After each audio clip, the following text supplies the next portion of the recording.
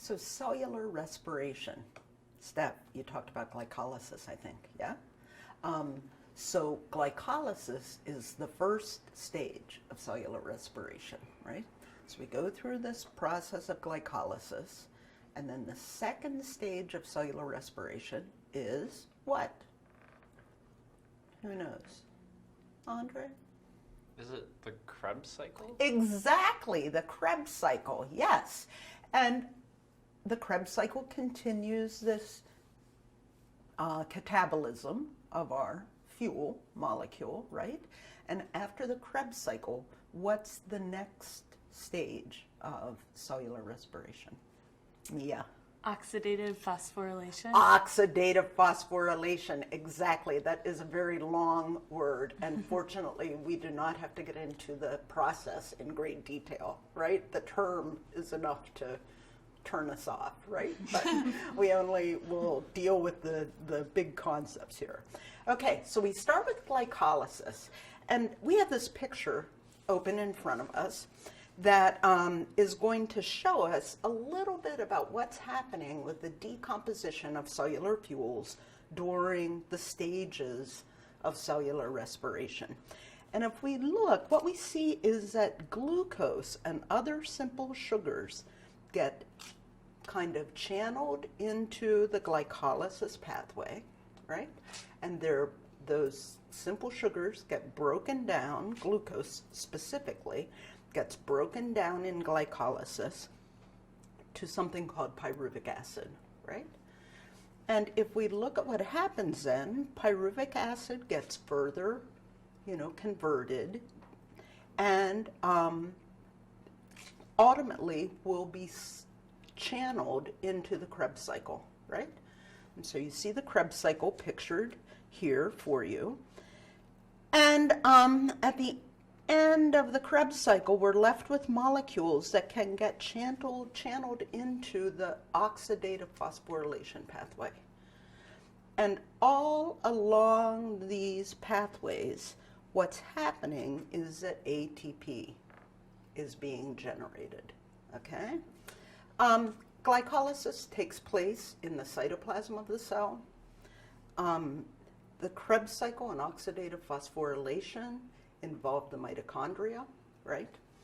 And I think that this set of three stages forms the backbone for the cellular metabolism. So to have those in mind all the time as you're thinking about what's going on with fuels in the body, this is the backbone. Now, let's look at what happens to amino acids. Notice that we could use excess amino acids to make ATP too. And basically, we would do that by channeling the amino acid products into one stage or another of cellular respiration, right? So where do proteins get channeled into the metabolic pathways? You see them getting channeled in? Mia? It goes into glycolysis. Yes. And then it will combine with pyruvic acid. Well, it can get channeled into the glycolysis pathway, right? And it can also, be converted to that kind of intermediate molecule, acetyl-CoA. Mm-hmm. It can be channeled into the metabolic pathway there. Or you can see infrequently to the Krebs cycle. The Krebs cycle, yeah. So normally our body would use amino acids anabolically to build new protein. But if there is an excess of amino acids, or if we maybe are just starving, your body can actually break down its own proteins into amino acids, and then those amino acids can also be used as a fuel, right?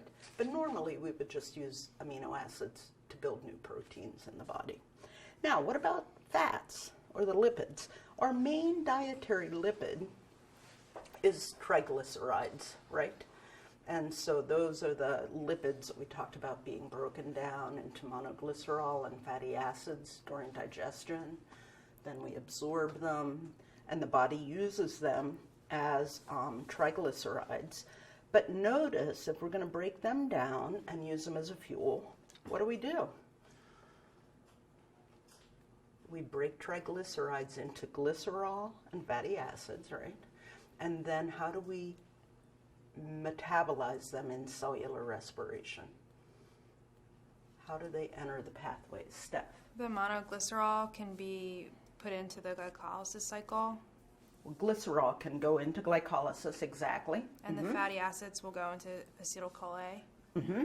And then get channeled into the Krebs cycle, exactly. So we can also use excess fats or any fats as a fuel. Cool.